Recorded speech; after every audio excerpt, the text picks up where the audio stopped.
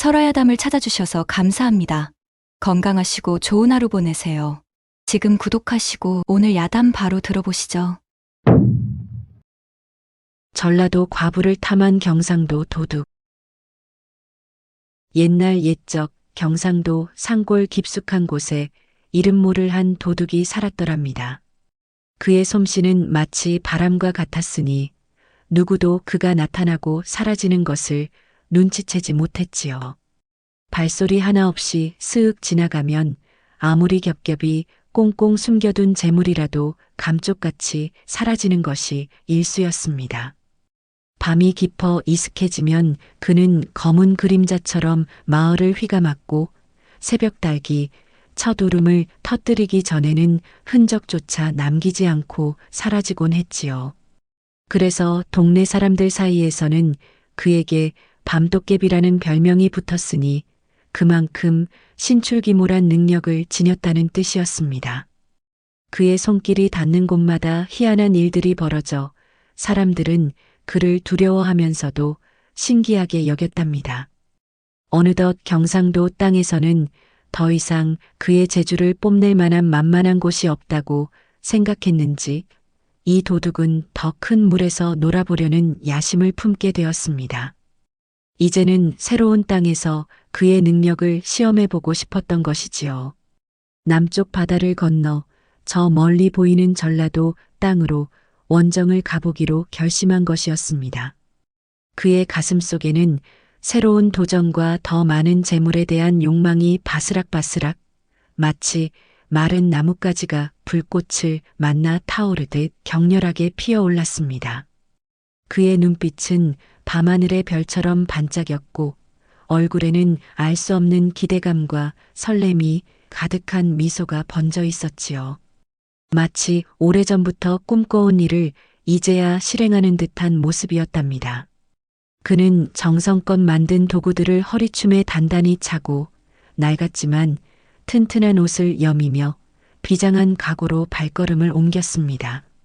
그의 걸음은 마치 구름 위를 걷는 듯 가벼웠고 그의 마음은 밤하늘에 둥실 떠 있는 달처럼 희망으로 부풀어 있었지요. 그렇게 경상도 땅을 벗어나 미지의 땅, 전라도로 향하는 그의 여정은 고된 시작을 알렸습니다. 굽이굽이 이어지는 산길을 넘고 가파른 고갯마루를 힘겹게 오르내리며 땀을 송골송골 흘려가며 그는 묵묵히 길을 걸었지요. 귓가에는 여름밤의 밤벌레 소리만 맴돌았고 눈앞에는 오직 목적지인 전라도 땅만이 어렴풋이 그려지고 있었습니다. 해가 서산에 지고 어둠이 깔리면 그는 길가의 바위 틈이나 쓰러진 나무 아래에서 잠시 눈을 붙이곤 했습니다. 추위와 배고픔이 그를 괴롭혔지만 그의 마음속에는 더 큰 목표가 있었기에 그는 굴하지 않았습니다. 때로는 깊은 산속에서 길을 잃을 뻔하기도 했고 때로는 맹수의 울음소리에 가슴을 쓸어내리기도 했지요. 하지만 그는 포기하지 않았습니다. 밤도깨비는 그렇게 새로운 운명을 찾아 한 걸음 한 걸음 힘차게 나아가고 있었던 것입니다. 그의 발걸음은 마치 물 위를 걷는 듯 가벼웠고 그의 그림자는 달빛 아래 더욱 길게 드리워져 홀로 가는 길을 외롭게 밝히고 있었습니다. 드디어 경상도와 전라도의 경계에 다다르자 그는 잠시 걸음을 멈추고 깊은 숨을 내쉬었지요.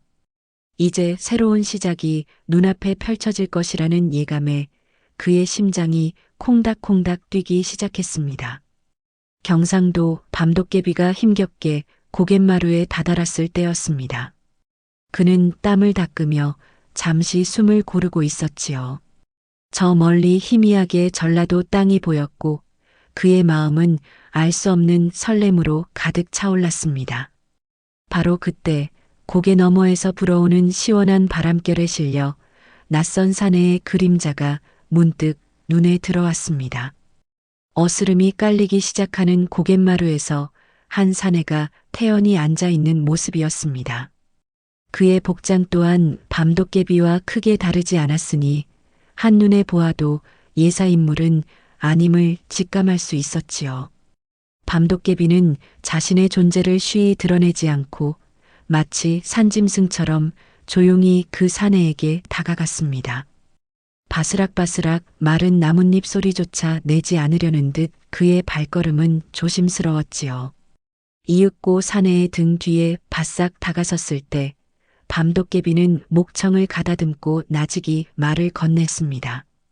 아이고, 양반님 밤이 깊어가는데 어딜 그리 급하게 가시려 하십니까?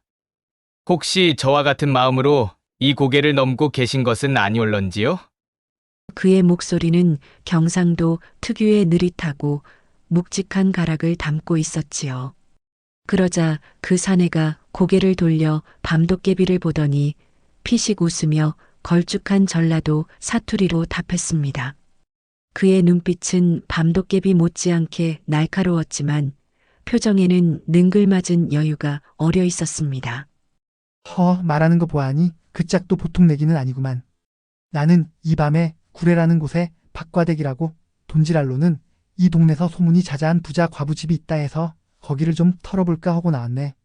그 짝은 어쩐 일로 이 위험천만한 밤길을 홀로 가고 계시오? 그의 말에서는 자신감이 넘쳐 흘렀고 마치 수십 번은 좋게 밤일을 해본 듯한 노련미가 느껴졌습니다. 밤도깨비는 그 사내의 말을 듣고 속으로 쾌재를 불렀습니다.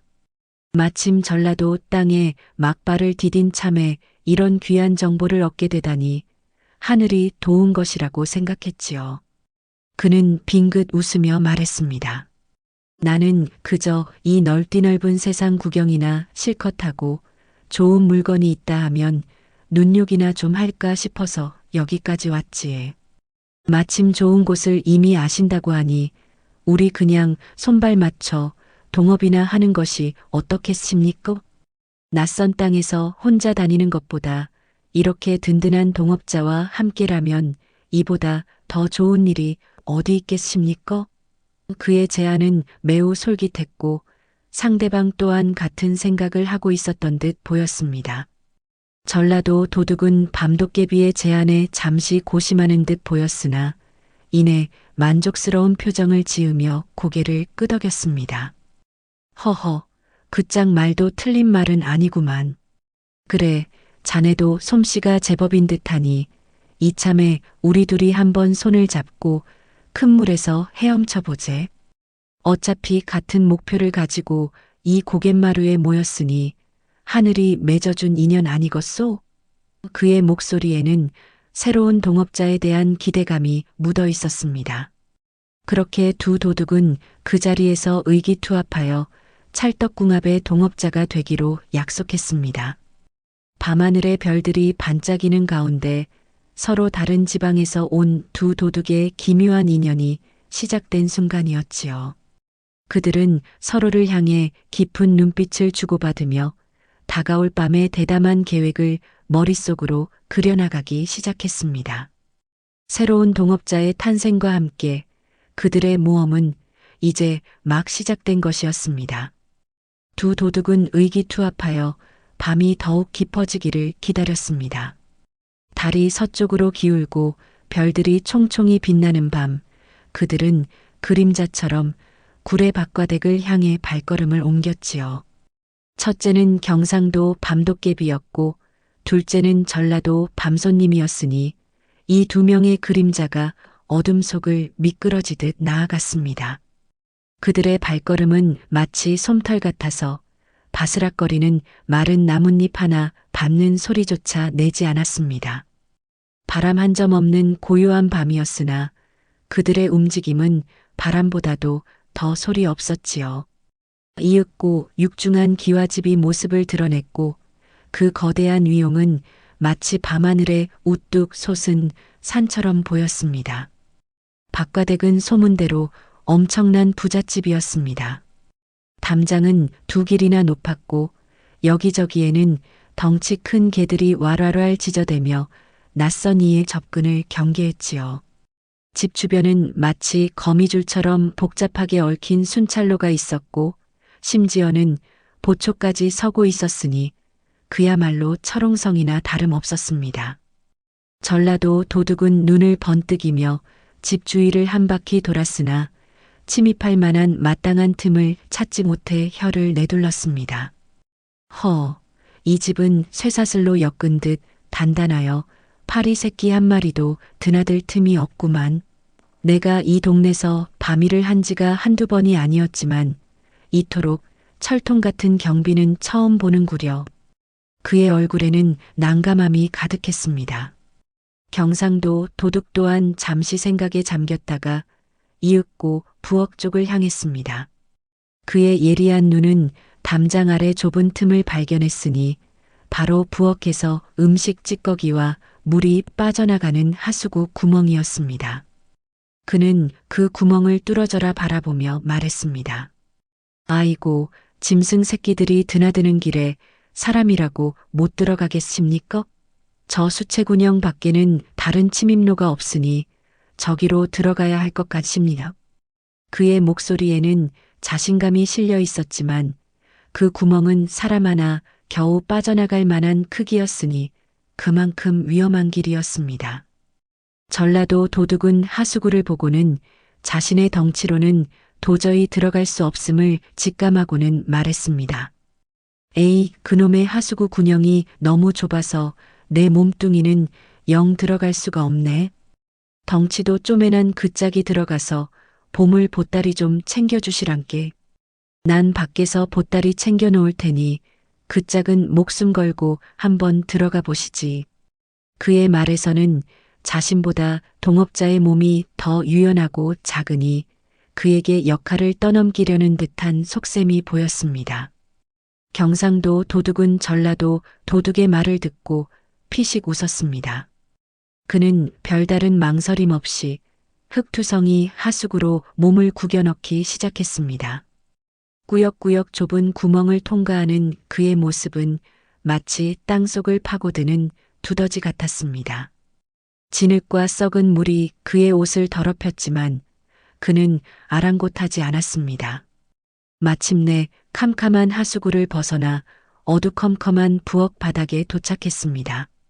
그의 심장은 북처럼 둥둥 울렸지만 그의 손놀림은 더욱 민첩해졌습니다. 조심스럽게 문을 열고 집 안으로 들어서자 은은한 달빛 아래 번쩍이는 금은 보화들이 그의 눈에 들어왔습니다. 그는 재빨리 보물들을 챙겨 밖에서 기다리는 전라도 도둑에게 쉴 새 없이 내보냈습니다. 밖에서는 전라도 도둑이 그 재물을 보며 군침을 꼴깍 삼키고 있었으니 보따리가 점점 산처럼 쌓여갔습니다. 밤은 깊어갔고 두 도둑의 대담한 계획은 거침없이 진행되고 있었습니다.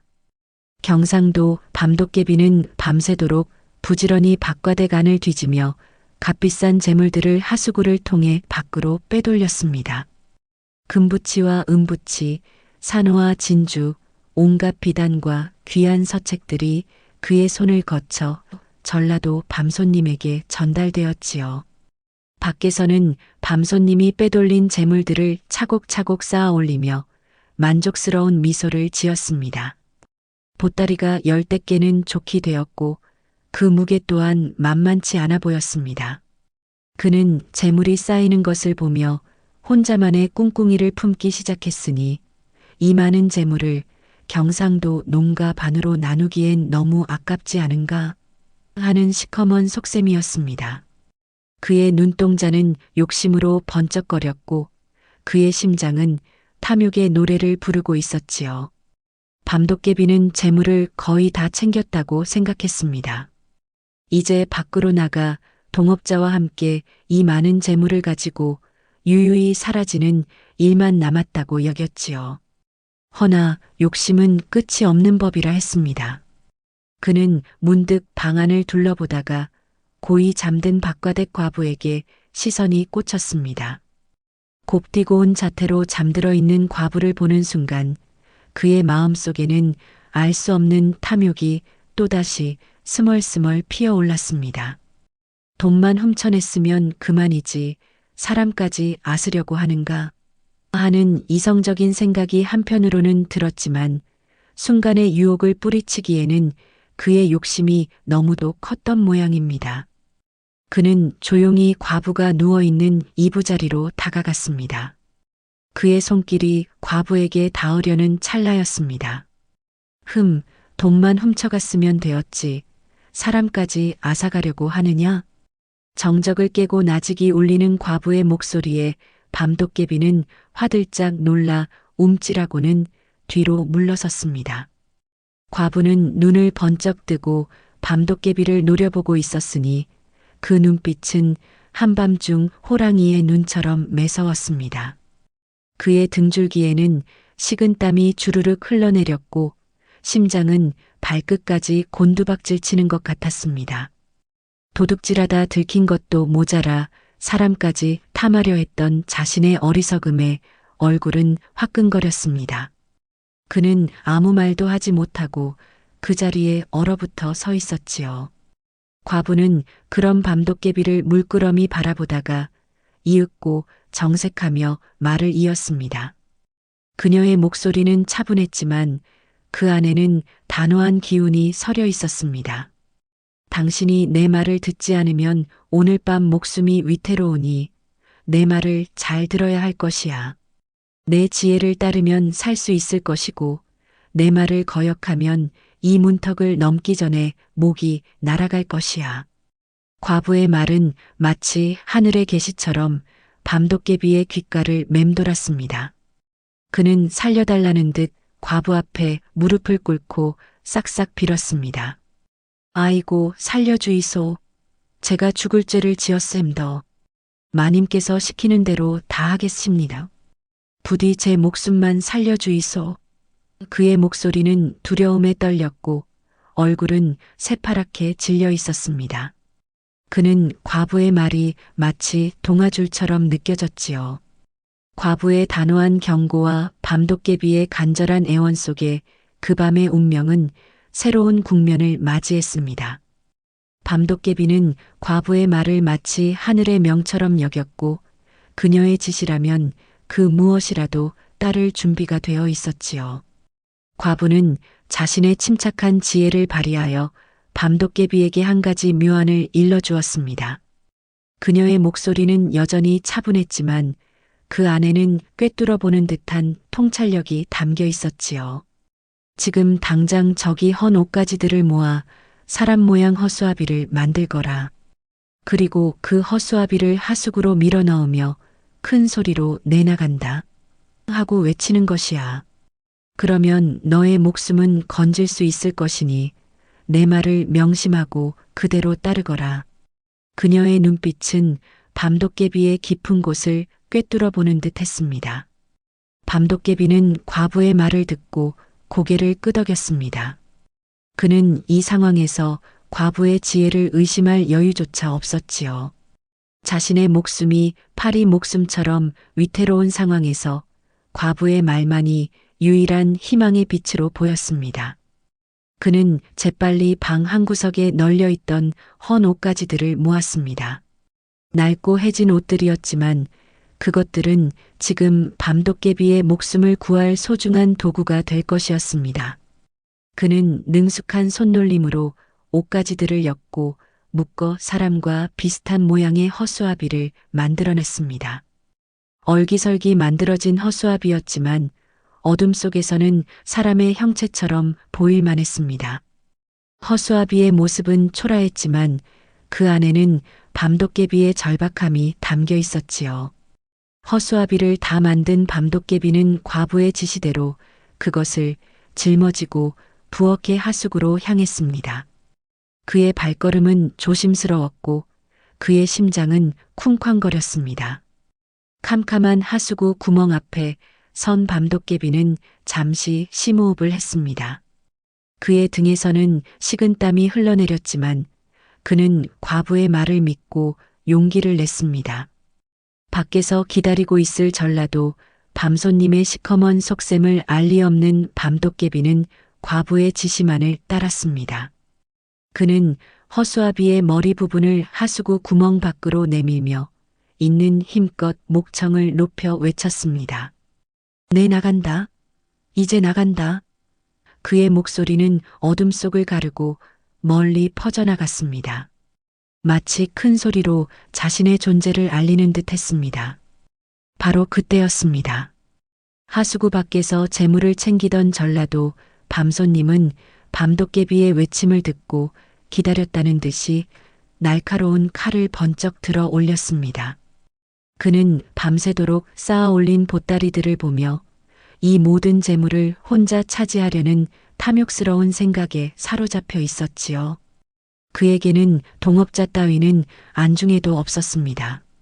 오직 자신의 욕심을 채우는 것만이 중요했습니다. 밤손님은 칼을 높이 들어 밤도깨비의 목을 향해 인정사정 없이 내리쳤습니다. 퍽! 하는 둔탁한 소리와 함께 허수아비의 목이 잘려나갔습니다. 그는 자신이 동업자의 목숨을 끊었다고 확신했으니 이제 모든 재물이 온전히 자신의 것이 될 것이라 생각하며 피식 웃었습니다. 한편 허수아비의 목이 잘려나가는 소리를 들은 밤도깨비는 온몸의 피가 차갑게 식는 것을 느꼈습니다. 만약 과부의 지혜가 아니었다면 그 칼날은 분명 자신의 목을 노렸을 것이라는 생각에 그는 몸서리쳤지요. 그의 심장은 마치 얼음장처럼 차갑게 굳어버리는 듯 했습니다. 과부의 말대로 했다는 안도감과 함께 동업자의 시커먼 속셈을 알게 된 배신감이 뒤섞여 그의 마음을 휘저었습니다. 그는 하마터면 믿었던 동업자에게 목숨을 잃을 뻔했다는 생각에 등골이 오싹했지요. 밤도깨비는 하수구에서 간신히 몸을 빼내어 과부가 있는 방으로 돌아왔습니다. 그의 얼굴은 새하얗게 질려 있었고 손발은 덜덜 떨렸습니다. 과부는 그런 밤도깨비를 조용히 기다리고 있었으니 그녀의 표정에는 모든 것을 알고 있다는 듯한 연륜이 묻어 있었습니다. 밤도깨비는 과부 앞에 엎드려 머리가 땅에 닿도록 절을 했습니다. 마님, 정말 감사합니다. 마님의 지혜 덕분에 소인이 목숨을 건졌사옵니다. 이 은혜는 죽어도 잊지 않겠사옵니다. 그의 목소리는 진심으로 우러나오는 감사함으로 가득했습니다. 그는 과부를 마치 생명의 은인처럼 여겼습니다. 과부는 고개를 끄덕이며 밤도깨비에게 따뜻한 눈길을 보냈습니다. 그래, 이제 동업자의 정이 얼마나 덧없는 것인지 깨달았을 터. 탐욕의 눈이 먼 자는 결국 스스로를 파멸로 이끌게 마련이지. 허나 너는 나의 말을 듣고 목숨을 건졌으니 이제 너의 앞날은 달라질 것이다. 그녀의 목소리는 밤도깨비의 마음에 잔잔한 위로와 함께 새로운 희망을 심어주었습니다. 밤도깨비는 과부의 말에 고개를 들고 그녀를 바라보았습니다.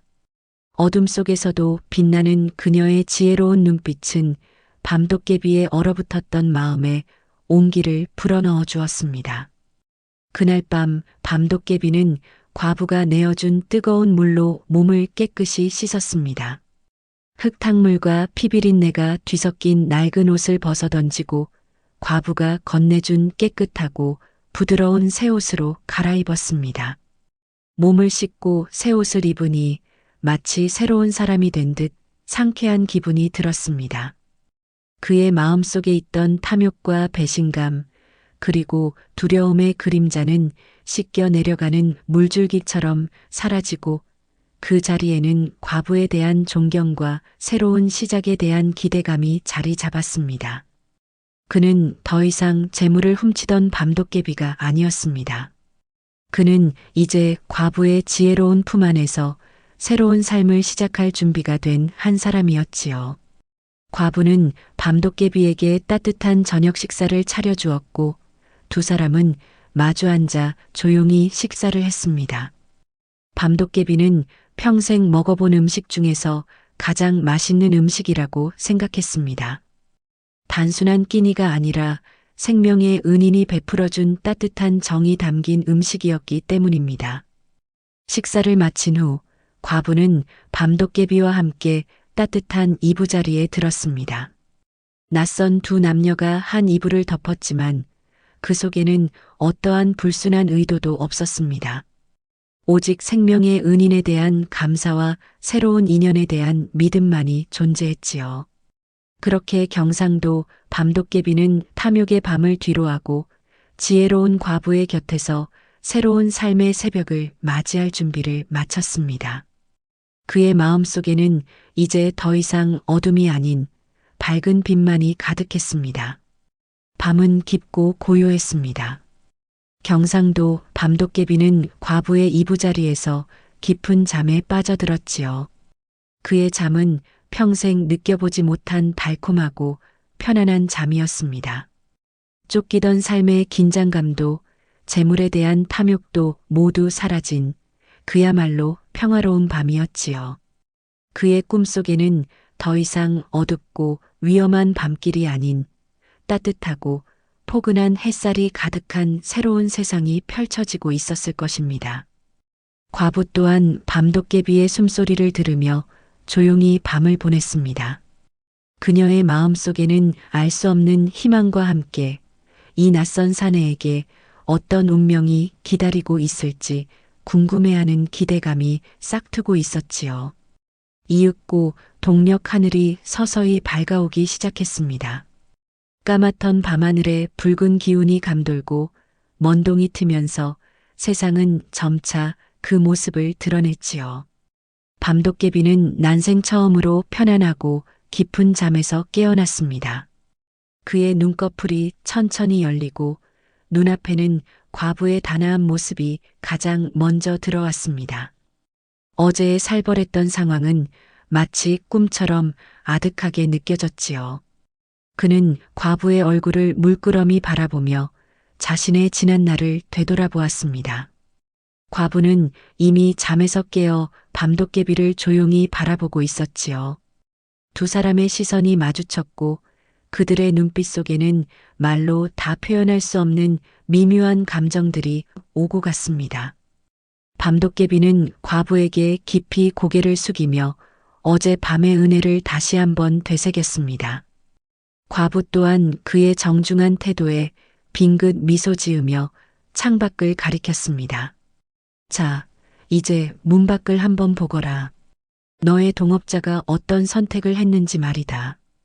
그녀의 목소리에는 이미 모든 것을 알고 있다는 듯한 여유가 담겨 있었습니다. 밤도깨비는 과부의 말에 고개를 끄덕이고는 조심스럽게 방문을 열고 문 밖으로 나섰습니다.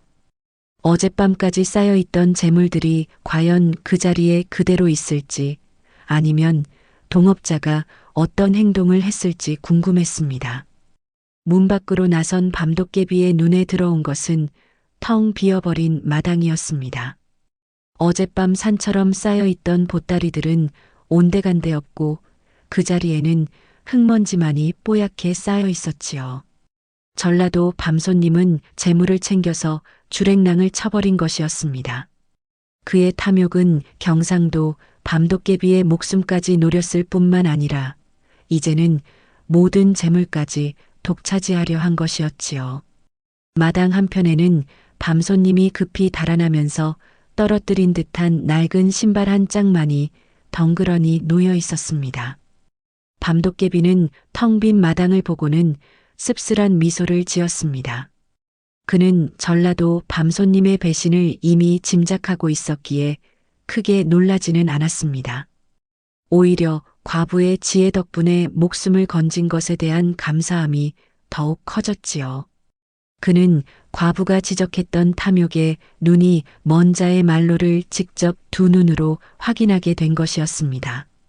이로써 밤도깨비는 과거의 자신과 완전히 결별하고 새로운 삶을 살아갈 결심을 더욱 굳히게 되었습니다. 탐욕은 결국 아무것도 남기지 않는다는 것을 뼈저리게 깨달은 순간이었지요. 동력 하늘이 완전히 밝아오고 따스한 아침 햇살이 박과댁 마당을 환하게 비추었습니다. 텅 빈 마당에 홀로 서 있던 경상도 밤도깨비는 어젯밤 전라도 밤손님이 급히 달아나면서 떨어뜨린 낡은 신발 한 짝을 물끄러미 바라보았습니다. 그 신발은 마치 탐욕의 덧없음을 상징하는 듯 초라하고 쓸쓸해 보였습니다. 그는 이제 자신이 서 있던 자리가 더 이상 어두운 밤의 도둑질이 아님을 깨달았지요. 그의 마음속에서는 과거의 그림자가 완전히 걷히고 새로운 빛이 스며들기 시작했습니다. 탐욕이 불러온 허무함과 배신감은 그의 마음을 아프게 했지만 동시에 그에게 소중한 교훈을 안겨주었습니다. 밤도깨비는 씁쓸한 미소를 지으며 과부가 있는 방으로 돌아왔습니다. 과부는 이미 모든 것을 알고 있다는 듯이 조용히 그를 맞이했지요. 두 사람은 말없이 서로를 바라보았습니다. 그들의 눈빛 속에는 어제의 아슬아슬했던 밤과 그 속에서 피어난 새로운 인연에 대한 깊은 이해와 믿음이 담겨 있었습니다. 밤도깨비는 과부의 지혜 덕분에 목숨을 건진 것에 대한 감사함과 탐욕의 늪에서 벗어날 수 있었다는 안도감에 가슴이 벅차올랐습니다. 그는 이제 더 이상 재물을 훔치던 밤도깨비가 아니었습니다. 그는 과부의 지혜로운 품 안에서 새로운 삶을 시작할 준비가 된 한 사람, 새벽 손님이었습니다. 과부는 밤도깨비를 따뜻하게 바라보며 말했습니다. 이제 너는 지난날의 어둠을 벗고 새로운 삶을 살아갈 때이니라. 탐욕은 결국 허무함을 남길 뿐이니 이제는 너의 지혜와 강인함을 선한 일에 쓰거라. 그녀의 목소리는 밤도깨비의 마음에 깊은 울림을 주었습니다. 과부의 말처럼 그는 이제 자신의 재주를 남을 해치는 데 쓰는 것이 아니라 새로운 삶을 개척하는 데 사용하리라 다짐했습니다. 3,000석이나 되는 재산을 가진 과부였지만 그녀는 재물에 대한 욕심이 아니라 지혜와 인정을 가진 여인이었습니다. 밤도깨비는 그녀의 품에서 진정한 행복의 의미를 깨닫게 될 것이었습니다. 그렇게 경상도 밤도깨비는 박과댁 과부와 함께 새로운 삶을 시작했습니다. 그는 더 이상 밤에 몰래 숨어들어 남의 재물을 훔치는 도둑이 아니었지요. 그는 과부의 든든한 조력자가 되어 집안일을 돕고 과수원을 가꾸며 성실하게 살아갔습니다. 과부 또한 밤도깨비의 성실함과 강직한 마음에 감동하여 그를 믿고 의지했습니다. 전라도 땅 구례에서 두 사람은 서로를 아끼고 존중하며 함께 삶을 꾸려나갔습니다. 세월이 흘러 경상도에서 왔던 밤도깨비는 이제 구례 박과댁의 든든한 가장이 되었습니다. 그는 과부와 함께 행복하고 평화로운 나날을 보냈으니 옛말에 9번 죽을 고비 넘겨 10번 살고 9번 꼬인 일 풀려 10번 복받는다고 했지 않습니까? 도둑질하러 왔다가 과부의 지혜 덕분에 목숨을 건지고 탐욕을 버림으로써 더 큰 재물과 진실한 사랑을 얻었으니 이보다 더한 복이 어디 있겠습니까? 그들은 전라도 땅에서 오래오래 행복하게 잘 살았더랍니다. 그들의 이야기는 후대에 길이 전해지며 지혜와 인정을 베푸는 삶의 가치를 일깨워주는 예시야기가 되었답니다.